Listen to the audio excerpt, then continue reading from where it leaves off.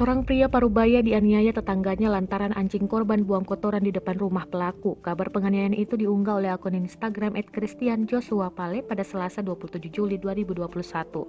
Dalam postingannya, pengunggah membagikan sejumlah foto. Di foto itu terlihat seorang pria parubaya yang tergeletak di jalan. Pria yang mengenakan kaos pendek putih lengan kuning itu terlihat dipayungi anak perempuannya. Sejumlah warga dan security juga ada di lokasi. Sedangkan di slide terakhir memperlihatkan pelaku penganiayaan yang mengenakan kaos hitam pendek. Pengunggah juga membagikan rekaman CCTV saat kejadian.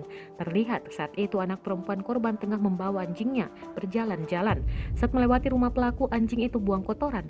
Pelaku yang mengetahui hal itu kemudian menegur anak korban, bahkan sempat menghardik.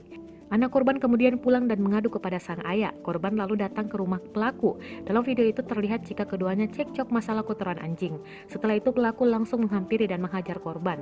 Saksi mengatakan jika korban dipukul di bagian pipi hingga terjatuh. Insiden ini pun viral usai video dan foto penganiayaan itu tersebar luas. Dilansir dari kompas.com, pelaku yang berinisial JA 47 tahun telah diamankan oleh pihak kepolisian. Warga Cengkareng, Jakarta Barat ini tega menganiaya AH 59 tahun hingga tewas karena anjing korban buang kotoran di depan rumah pelaku. Insiden itu terjadi di perumahan Kosambi Baru, Cengkareng, Jakarta Barat pada Sabtu 24 Juli 2021. Saat itu anak korban yang bernama Engkel sedang mengajak anjing podelnya jalan-jalan keliling komplek. Lalu anjing itu kelepas buang kotoran dan membuat pelaku tak terima. Korban lalu menghampiri pelaku dan terjadi cekcok.